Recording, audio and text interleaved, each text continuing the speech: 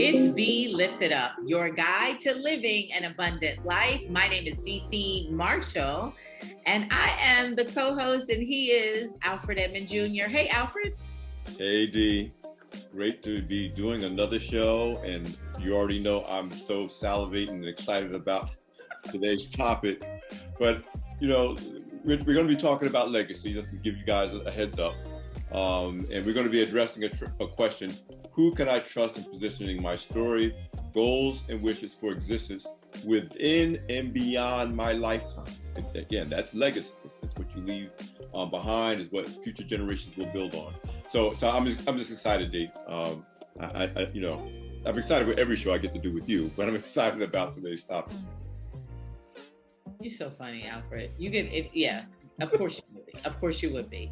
But I think, you know what, this is going to be a really good conversation because it's a conversation that not everybody is having. And sometimes it feels tense. It feels heavy, I think, for some folks. So I'm always excited when we have guests who can just really help us understand and relax our nerves and our anxiety around anything that has to do with wealth, finance, legacy, and so on and so forth. So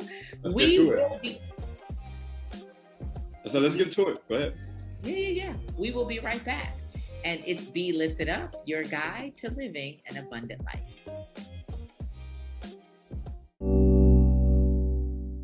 Welcome to Be Lifted Up, your guide to living an abundant life. I'm Alfred Edmond Jr. with D. Marshall. And as already been said, I'm excited about this conversation we're going to have about life and legacy and what your story to be beyond your lifetime. Do you always know, even though this is conversation about life, legacy, estate planning, as you said, it's a heavy topic, but for me, it's a topic I get excited about because I think I'm at the stage in my life, different when I was in my 20s and 30s, where I think a lot more about life and legacy. And I'm grateful to have the opportunity to be in a position to do something about that. But as you say, this is not a conversation that many people often want to have until it's almost too late to have it. It really deals with everything from your mortality to how you feel about what you've accomplished in your life. People don't want to talk about that. They don't want to talk about that. Soon as you said mortality, people are like soon as you said that, I'm telling you, even, oh no. But no, go ahead. I'm sorry. But there's on the other side, there's the exciting thing about what you're able to leave as a legacy, not only just for your children and your grandchildren. I mean, that's obvious. And we're talking about if it's not multi-generational, it's not real wealth. So this is an important conversation when you talk about faith and finance, but also it talks about bringing some meaning to your life that goes beyond your life. And I think that there is a lot of positive, uplifting elements to that once you get past the idea that, I won't say the M word again. Yeah, but you know what? Actually, no. You know what? Now that I'm thinking through this, I will say that it used to be, for me, a heavy topic. And I think some people will identify with, at some point in our lives, it is heavy, it's awkward, it's uncomfortable. We don't want to talk about it because we don't have everything else lined up. That's one aspect of it. And then the other aspect is that, people don't want to think about death and dying. I think another part is there's the perception that I may not have enough to even have this conversation. But I do want to level set and say that actually, once I matured in life and became financially, I'll say well and comfortable, right? To the point where everything else was buttoned up. And so that was the next thing. I was actually excited about it, now that I think about it. And so to frame this, I think we do mature in such a way that when we start to really get our lives together and think about how we want to live, maybe our 2.0, our 3.0, and the rest of our lives, or how we want to end, and when we want to end well, it does become a much more exciting conversation and goal to accomplish, to have all of your stuff buttoned up. And I actually just facilitated an event to talk specifically about this very topic. So I just had to go get myself together, Alfred, in the other room when I thought about this. Like, D, listen, No. Every time we do this topic, we go through the same cycle. I don't know. Have I shared that before? Well, in the beginning, you're like, people don't want to talk about that. And then you say, but wait, I actually do get excited. After and that's totally perfect and totally appropriate because, as people of faith, and I'll speak for myself, the other thing that allows me to get more excited than maybe I did when I was younger is that I already know that my quote unquote mortality is not an ending, it's a transition. And so that allows me to remove myself from this idea that, it's going to be over, because I know it's not going to be over as a man of faith. And then I can take the focus off of me and what's going to happen to me and more on what's supposed to happen. What is my commitment? What is God calling me to do in this particular stage of my existence that honors him once I do transition? And so again, like you said, a lot of it is maturation. It's financial maturation, it's spiritual maturation.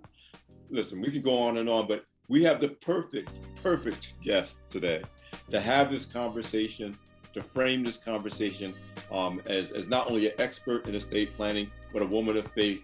And I'm talking about Aimee D. Griffin Esq of the Griffin Firm. Aimee, welcome to the show. And I know you're going to school me, you're going to school Dee, and obviously you're going to bless and school our audience about all of these topics of life and legacy. But welcome to the show. Thank you, Aimee, for joining us. Thank you so much for having this important conversation. So you might have heard a little bit about what Dee and I were talking about, and this is a topic that we address regularly on Be Lifted Up, and also in other aspects of our careers outside of Be Lifted Up. I know you've heard a lot of what we shared among clients and prospective clients and family members, but talk to me about first of all how you came to do this as your profession, as your calling, and how you approach it, and why it's important. I'm going to tell you the abridged version of it. I'm from Massachusetts, and my parents were civil rights activists. And truthfully, I was overseeing contracting and procurement for a state agency. And at 40, I said, I got to go to law school because Black folks weren't getting access, right? And so created the New England Black Chamber of Commerce. Then I was working with businesses to grow, and business owners would die and lose all of the work that we created. Went back to law school, got my Master of Laws in Elder Law and Estate Planning. And it's like, it's not just enough to create wealth, but we have to create the opportunity for it to be transferred to multiple generations in order to be transformational for our communities. So that's how I got into this. Because we know if we're going to bridge the racial wealth gap, we got to do it strategically. Yes. Okay, but did you say you went back to law school at 40? I went to law school at 40, yes. I went back at 46. Wow. I love that piece of it. I'm like, wait, she said a whole lot there. There's a whole lot. I think I heard a mic drop when she said that. But it was all because you wanted to do this work, and was that the part that I missed, that you really went back because you were really super focused on, I'm going to do this and I'm going to. Well, I knew this is a resource that our community didn't have, and so I needed. My parents taught me, when you see the need, meet the need, right? So that's what I did. That's what we're doing. So we are educating folks and making sure that I can't prosper if my community doesn't prosper. So we need to be able to bring information, because people perish for the lack of knowledge. So I am very thoughtful about how do we strategically plan and build. So. I said earlier as we were introducing the show, and we say it at Black Enterprise all the time, if it's not multi-generational, it's not wealth. No matter how much you've created and accumulated over the course of a lifetime, personally or through your business, if you can't figure out a way to pass it on, and whether you're speaking from an individual or family basis, for all of us as a community, that you gotta break the cycle of every generation basically starting from scratch, or sometimes starting in the hole. I was going to say in the hole. In the hole, even if the previous generation had some success in accumulating wealth. So talk to me about that in the context of the work that you do. One of the things that we know is that 30% of Black people have an estate plan. just 30%. And one of the things that you all were speaking about earlier was about sort of the abundance, right? And I think that too often people are fearful and hold on to a surviving mentality as opposed to the thriving mentality. And so we work to support people to have mindset adjustment, and therefore are able to look beyond, not just, again, when we say, you leave inheritance for your children's children, and move on from not even just your biological children, right? That it's about our community. It's about our spiritual children.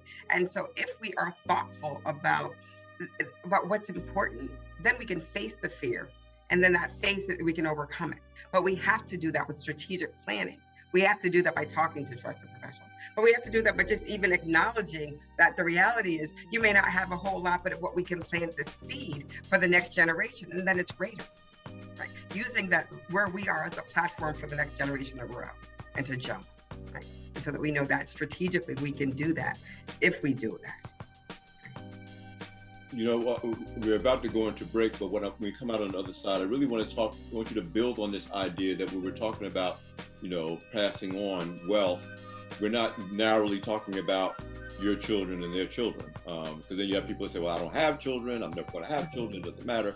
We're really talking about building communities and institutions. So, as we come back on the other side of the break, I really want to get more deeply into that so we can understand what our real obligation is to future generations beyond just passing on our house and passing on our bank accounts.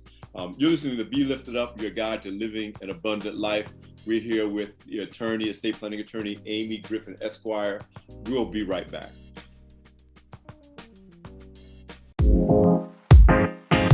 You're listening to Be Lifted Up, your guide to living an abundant life. I'm here with my partner, D.C. Marshall, and we're talking with Aimee Griffin Esq., estate planning attorney. That's almost not even covering it because you just impressed us with the whole, I went back and got this degree and got that degree so I could do this work. But we want to continue this conversation she's sidebar. She's a superhero to our communities, to Black community. But let's just leave it there. You're right. That sums it up. That sums it up. Aimee Griffin, superhero. But we're talking about life and legacy. And Aimee, I want to build on this idea that we need to broaden our perception of wealth transfer beyond what we may pass on to, the next generation of relatives, children, grandchildren. Because when we look at institutions, and when I talk to audiences around the country on behalf of Black Enterprise, and we hear names like Carnegie, and we hear, you hear those names that mean wealth in America. You're talking about those names are known because it wasn't just about passing on family wealth. It was that wealth was used to build institutions, fund colleges and universities, museums, et cetera, those things that create healthy, wealthy communities. So talk to us about, you may not have children. There are plenty of other ways to transfer wealth in ways that strengthen communities beyond the traditional, I gave it to my children and their children. One of my favorite stories is about the shero, Ursula McCarty, right? And she, and I use her for an example that she was a laundress, right? Didn't make a lot of money. And so I use her the example because of a strategic plan, this laundress left $150,000 to the University of Southern Mississippi so the colored kids could go to school who wouldn't be able to afford to. Now, most of us have more than she did, but she was strategic and thoughtful about leaving a legacy for her community. And again, I say all the time this because if only 30% of us have an estate plan, if we inverted that statistic, then we know our HBCUs would want for nothing, our community institutions would want for nothing, because so many of us, when we do estate planning and talking to those folks who are significantly wealthy, that we say, you just want to even be thoughtful about that stuff that would be going to taxes. We could get sent to the community. One of my favorite people in the world, I saw him in the news, he had left $250,000 to an HBCU. I called him up and fussed him out because I knew he didn't have a plan. And it's like, while I want to give, but let's give it in a structured way. We can make more wins from how we do it. It's not just doing it. So that's one of those things where it's like, okay, yes, we're better together. Let's figure out how to do it. Talk to someone who's doing this regularly. And, we could make that $250,000 go much further than the way he had.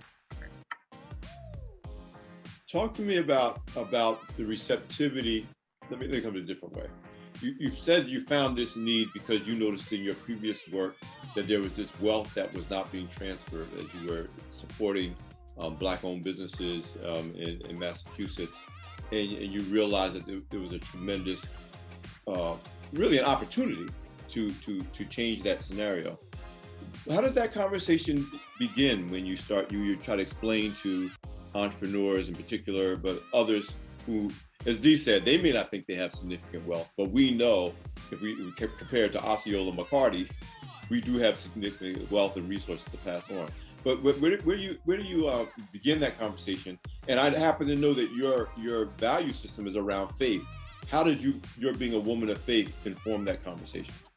Well, I think that I tell people all the time, I'm cellularly Christian, right? It's not like anything in me that is not. And so it's not like for me, when I'm talking about my values come in with me wherever I go, right? And so I use every opportunity to let my light shine. And I know that so often people just don't know. So even if they don't receive me right away, it's a seed that's planted. Right. I happen to have the blessing of being able to represent the U.S. Black Chambers. So I get to have opportunities to have conversations with people who are thinking about amassing wealth or even in the process of amassing wealth. So I can strategically talk about, so what's the plan? How do you impact? Now, because it's one thing to be a Black business owner, but it's another thing to be a Black business owner that is truly not just by skin, but by values, committed to our community. And so that is a conversation that I believe that we should be having all the time. Now, I ask everybody who comes in to our firm to talk about, what charitable organizations have impacted your life, right? Because we know that we're not independent, we're all interdependent. And so with that, being thoughtful, even if it's just to abate taxes, when we think about the Prince's estate, $370 million were paid in taxes. And if he had had a simple estate plan, not even a grand one, that could have gone to a community organization. But so I start with it. I sort of get my little foot in by saying, if there's a tax issue, what organization do we want to abate it with, right? And so if we continue to use that conversation to open doors, then we know that strategically we want to build up our community, right? We use the opportunity often to talk about how our lives can live to be a blessing and try to make it exponential as much as possible. Well, I think I'm in awe. First of all, you said something a while ago, and I think I was just stuck on whatever it was you said. I can't remember because I went over to your website and now I see, oh my goodness. And she has a dream team and they're all Black women. So yes, I'm just being really honest. I'm over at your website. I'm not here at this interview because whatever you said before, I'm like, oh, I'm a fan. She is amazing. And, but talk to us about being, a business owner committed to our communities. I think that's, sort of where I landed in hearing your heart for business and the expertise and your commitment to community. I mean, there's so much here that you're a woman of faith, that on your website, there's a space out for a prayer request. Come on, somebody. And then I'm like, why didn't I know them? We need all of our business to go to them. So, there's just so much there. There's faith and values. There's being a woman-owned business, but a responsible one in terms of creating job opportunities for other women. There's just so much. So what do you want to share about being a business owner and building your team very strategically to employ and partner with other Black women specifically? One thing we know about Black businesses, right? I represent the U.S. Black Chambers. I know that only about 100,000 Black businesses have employees. But there are about 3 million Black businesses. If each one of us hired one Black person, there'd be no Black unemployment, right? So again, we have the tools in our community if we can just tap into them. If we operate under the abundance mentality as opposed to scarcity, then we can build and grow and we can be transformative. Right. And that's my goal, is that if we enlighten people to know that we can be transformational. Black women are, in the legal field, Black women so often get run out of the field, alone out of business, getting a job. Once you get into, I have a daughter who is a lawyer and was working in a big law. When women leave the big law firm, they leave the law completely. The legal practice is one of the least diverse. And so it was my commitment, again, when you see that need, meet that need, right? We are amazing. We are amazing. So this is an opportunity to come together and to tap into our skills and our greatness and be a blessing. And we're nurturing. We're peace givers. That's our role. That's our job. That's our commitment. You know, as Dee said, your website is amazing, and what I'm also impressed with, because frankly, it's the ministry that, you know, I guess both Dee and I are in as media people, but certainly my work at Black Enterprise. Our founder, late founder Earl Graves, used to say, if you don't say how to, you're not doing your job. That there has to be an educational element of wealth transfer and in everything that you do. And so when we come back from the break, I do want to dive into both the education and resource information that you have on your website and the blogs, but more importantly, this Empowered to Prosper event, this Christian Women's Conference that you're doing in late September.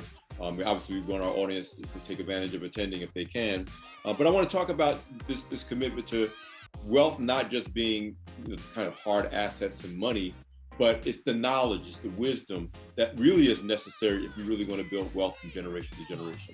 Listen, everybody, you're listening to Be Lifted Up, your guide to living an abundant life. I'm here with D.C. Marshall. We're here with Aimee Griffin. We'll be right back.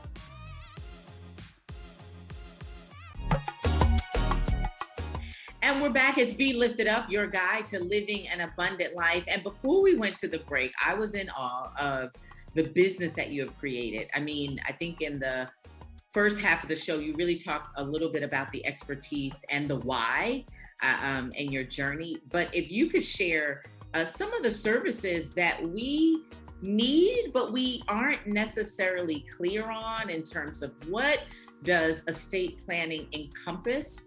And the reason I'm interested, more personal, because I think a lot of folks who are mature adults right now are concerned about our parents. So if you could share a little bit about the work that you do, the estate planning umbrella, and then even touch on, what we need to know about caring for our parents, elder care, and estate planning that really touches that and covers that. Absolutely. One of the things that we hear a lot about is how, if our parents don't have, or our loved ones don't have long-term care insurance, right? And so what we know happens, you have to spend all of your money, and then you often lose your property.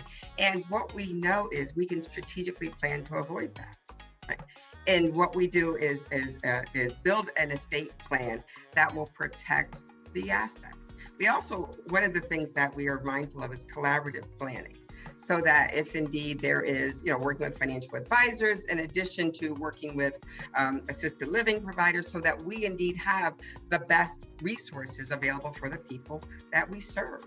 And so, because we do this every day, all day, we are able to build a network, and we know who to work with and who not to work with, because that's what's important, right? And so having those trusted relationships strategically planned. One of the other things that we do is so often work with, unfortunately, business owners are horrible in doing succession planning, right? And what happens is, unfortunately, again, I tell people as a lawyer, I hear all the rough stories because nobody ever calls me to say I'm having the best day ever. Right? They call lawyers to say this is what's gone wrong.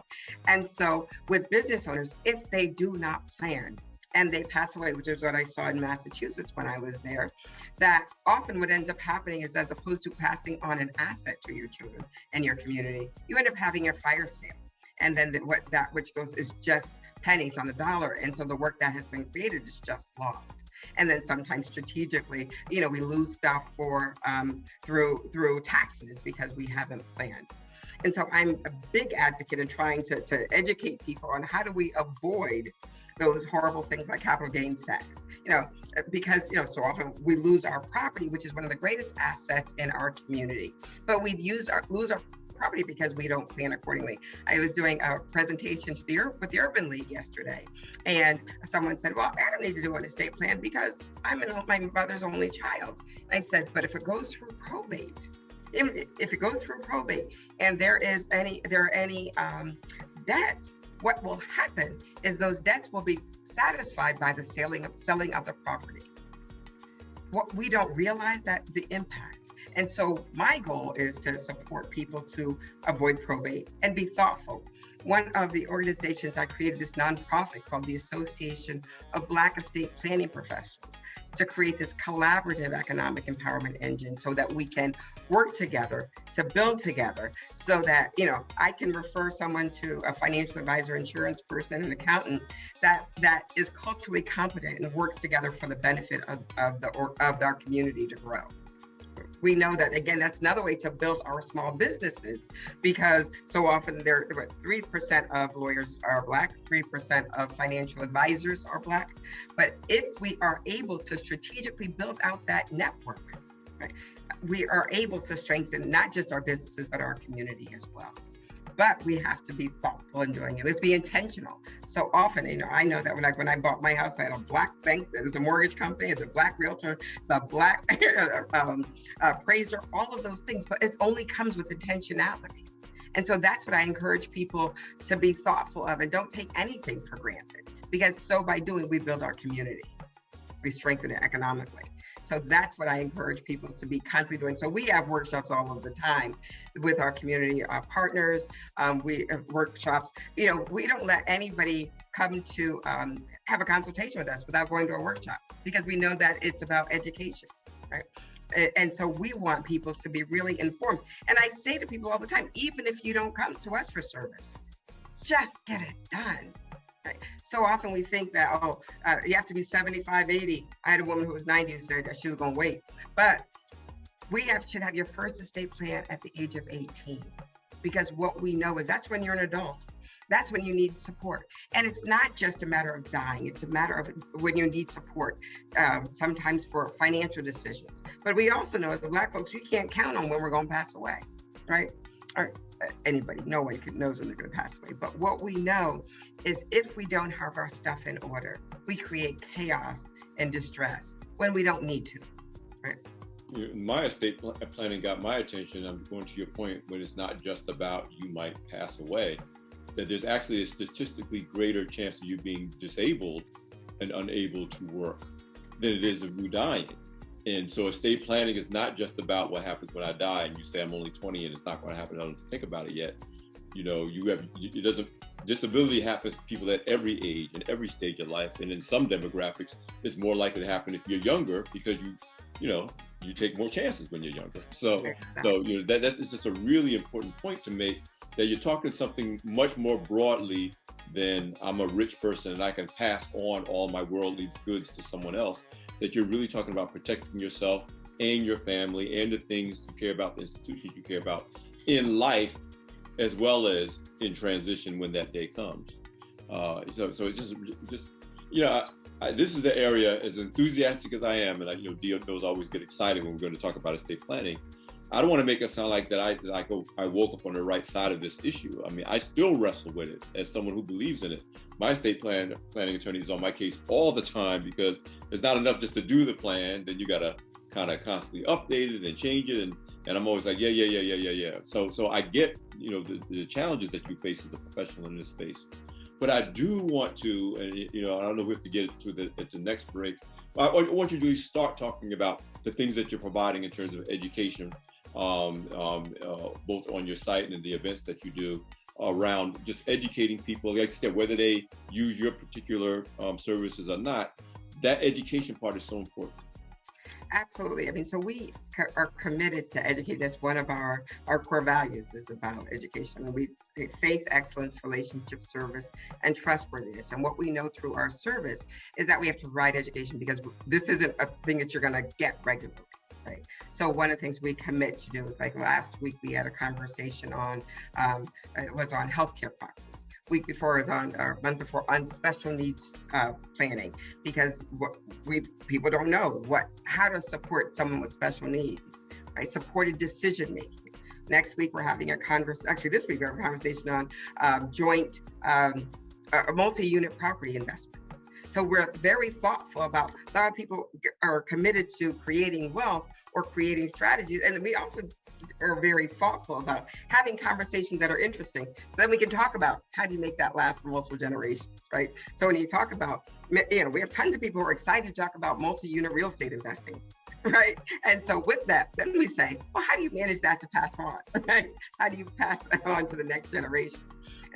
And so we use all of our interesting topics. So I think everything that you build, you want to pass on. And one of the things that I love talking about is how do you support your children to have the best life in your children's children? Like I say to every grandparent, we're doing a special on grandparents. We just had a new one, and it's a new grandchild, and it is every grandparent should ideally target to have at least $1 million life insurance policy for the birth when that baby is born, and it's in the trust, right? So that they can plan for not just to be able to go to college and worry about that, but even the multi-generation beyond that, because it's a seed that continues to grow larger and larger. But we get to strategically plan for it by having those conversations. When we do Life Insurance Month, we talk about that, but of course everything leads into how do you pass it up for multiple generations? Talking about it for just you doesn't have a benefit. We're about to go to another break, and what I really want to make sure we do, we try to do with our guests in the last segment, is to make sure that you say whatever it is we may have thought to ask you during the course of our conversation. You're dropping so many gems that are just going to bless so many people who listen to Be Lifted Up Radio. But I also want you to talk about, on the other side of the break, how we can make this idea of estate planning more of a part of the culture of our communities for future generations. So that maybe my grandchild isn't kicking and screaming to this conversation because somehow we made it a part of just what we do as a family and a community. So let's talk about that. Listen, you're listening to Be Lifted Up, your guide to living an abundant life. I'm here with Dee Marshall. We're here with Aimee Griffin Esq. We'll be right back.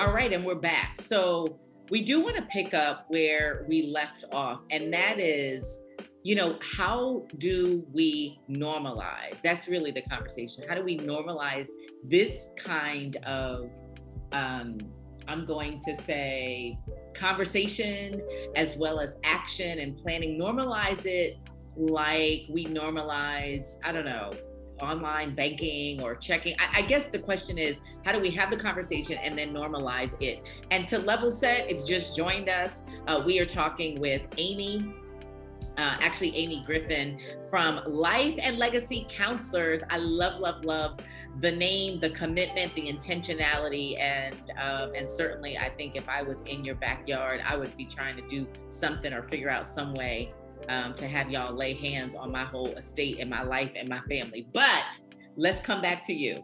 So how do we normalize this conversation, Aimee? I think unfortunately we tend to wait till the crisis happens, right? I say Black folks can make a movement out of anything. But if we talk about it as part of the rites of passage out of high school, if we talk about it in a way that it's not that we wait until we're on their deathbed, because I've done too many of those deathbed will signings, right? But if we talk about it as, okay, when we get your first bank account, you get your first estate plan, right? All of those things.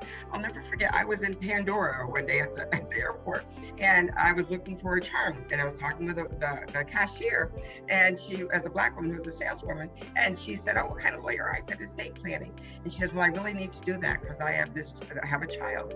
The white cashier said, "Oh my gosh, you don't have one?" I've had one since I was, in college. And so that's the conversation that other folks get to have regularly. We can too. But it is a part of when we, again, normalizing it as part of adulting. That rites to passage to adulthood means that you need to be responsible. That in essence, that people can help you because you have that right to privacy. But let's have that conversation. Again, we make crypto a new fad, but let's make economic empowerment that fad. Right. Yeah. And so, and that's part of the in my mind's eye, if we invest in bridging the racial wealth gap, estate planning is a part of that. Right. We talk about it for a minute, but then we let it go. But knowing that this is one of the things that, what we know, if we don't do it, we're going to continue to grow the gap through air property, right? We know that we will continue to lose our stuff if we don't continue to invest in ourselves and our community. Again, this is a topic that is so important, even if it's challenging for us. And Dee is absolutely right. The challenge is, how do you normalize the conversation? And I like that idea that it should be really just part of adulthood. You got your first bank account, you got your job, and you just say, okay, and we're going to get you at least started with a basic will. And if you do that with every 18-year-old, we know there's going to be some fall off over time, but it'll already be planted in their minds that this is part of being an adult. Because the later you wait, the harder it is to make those types of changes in your mindset. Because then, of course, when we do it as part of just a regular pattern, one of the things that we do in our firm is we celebrate planiversaries. So we reach out to you at the anniversary of things, because as you were saying, Alfred, folks, like 10 years later, oh yeah, I did that. That infant is now 30, right? So if we talk about, do you still like the people you like? Do you still have the stuff that you have? If we touch base on that annually, one of the other things that we do is think about, create a child development plan as a part of that trust, so that we can be strategically building. That's the whole thing. And that's what makes it, for us, much more exciting when we think about how we're building, how we're growing, that creating that legacy and investing in our children and our children's children, as opposed to just saying, okay, I'm going to die. What kind of casket do I want? Yeah. And you know what I feel like, as we were talking or having this conversation about how do we normalize it? And so whether it's birth dates or significant times of the year, almost like, Giving Tuesday or Small Business Month. I feel like for us, for our folks, we need new rules. Like, I feel like there's an issuance of new rules for our communities in terms of how we are coming along and learning more. Like, we're more educated in some ways than the previous generation. And then we expect for our children, which they already are, more educated and in different ways than we are. I just feel like there's new rules that should be, it's almost like different faith, like the Jewish faith. Like, what do they do when kids turn a certain age? Like, is there something, I just feel like that could be something, whether it's a certain age, whether it's a particular month of where it's a movement. I think you mentioned this, Aimee, like there's a movement of our folks. We know that for this month, whether it's Black History Month, like how about a rebrand of Black History Month? Like, we're going to make history by Black History Month is now the month that Black people focus on wealth. And although this isn't just a conversation for Black folks, but yeah, we're talking to our folks. But could it be Black History Month? What do you do in Black History Month? Like, is there something that we can do as a family? Do we have family meetings? Do we talk about this? Also, I'm super passionate about giving gifts to kids and not giving gifts. Like, no, we're not giving gifts. And so, do you see where I'm going with this, Aimee? Tell the people something. Say something. So no, you're right. All those things. Actually, I was really thrilled that one of my cousins had a first birthday party, and what she was on her registry for her first child was stocks. Right. And so that's the kind of thing that's very thoughtful about. One of the things that we do for our firm is also when someone who has a trust and they have a baby, we give them whole life insurance for their baby as part of the gift. Right. So if we are constantly thinking about, when I write an article for one of our local Black papers, and it's like Black History Month, let's create history. Let's be thoughtful about building for our history. So it's not just about what happened, but what do we want to happen? Strategically building up. I remember, Dee was saying about Black History Month, and I'm personally, I'm looking at Juneteenth, which is now considered a holiday.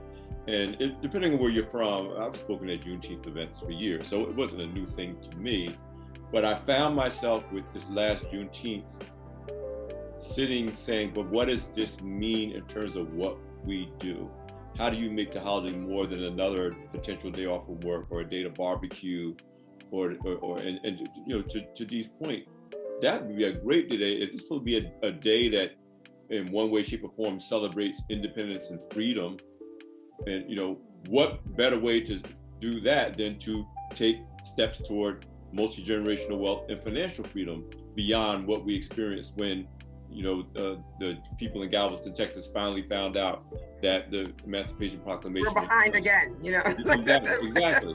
So I think I'm going to really lean into this idea, at least with my family, and that on Juneteenth, on that day, we're going to take some action that's designed to focus on just what Dee said, normalizing these conversations so that it's not just, oh, well, it's another day. Are we barbecuing today? What are we doing? Are we going to the beach today? Are we shopping today? Which is actually almost counter to that. One thing I also think that we need to lean into is our houses of faith, because we know that's our foundation, right? And so actually our nonprofit is trying to work with nonprofits for deeds of faith. So when we save our houses by having those deeds of faith to make sure that we get to preserve and protect our assets. Oh, it's just excellent. You know, is there anything that you want to leave our audience with? I mean, you've dropped so many gems. You've challenged us in so many ways.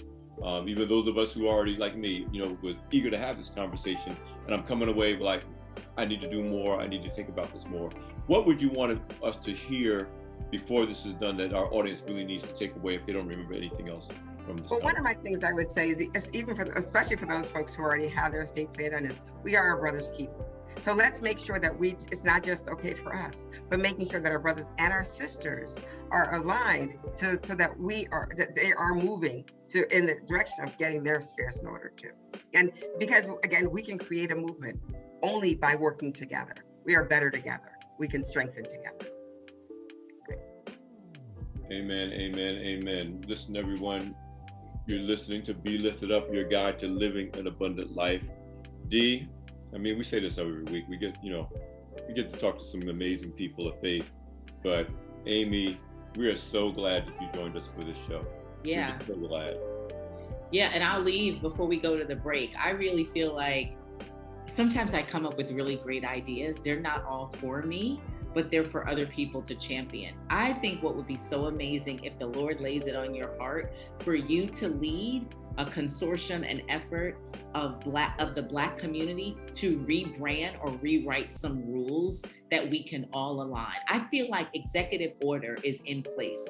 Do you know, I know it may sound outlandish, that's not my assignment, but I really feel like that would be so impactful, and perhaps we can even talk out offline. I think there's even a corporate push behind something around sustainability that could really speak to how do we rebrand us? How do we hold the space for us? So I just thank you. And by the way, Aimee, you know the whole time I've been wanting to call you Doc. I think I'm just gonna do it disrespectfully, respectfully. Doctor. I really have the entire time. But we are out of time. And before we go to the break, they're telling me to wrap. But this is, everybody, we have been talking to for the last close to an hour. Her name is Aimee, and you can go to her website, Life and Legacy Counselors, and we're going to post everything on our social channels for you to follow, for you to connect with Life and Legacy Counselors. So thank you so much for being with us, and we'll be right back. This is Be Lifted Up, your guide to living an abundant life.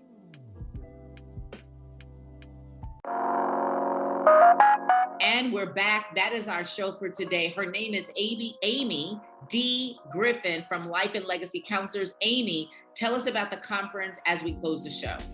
Excellent. We're so excited. The Empowered to Prosper Christian Women's Conference, standing on 3 John 2, knowing to adjust our mindset from surviving to thriving, with 4 tracks on personal professional development, entrepreneurship, investing, and financial foundation.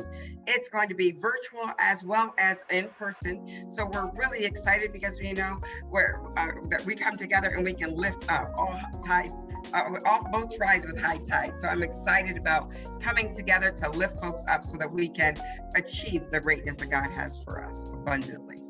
And where is it? Is it on the website? When is it? We need to register. It is on our website, which is yourestateplanningattorney.com. So you don't have to remember anything. It's easy. Yourestateplanningattorney.com. Empowered to prosper. All right. Aimee, again, thank you. You're listening to Be Lifted Up, your guide to living an abundant life. You can follow us on all social platforms at B Lifted Up Radio. Thanks for joining us, and we'll see you next time.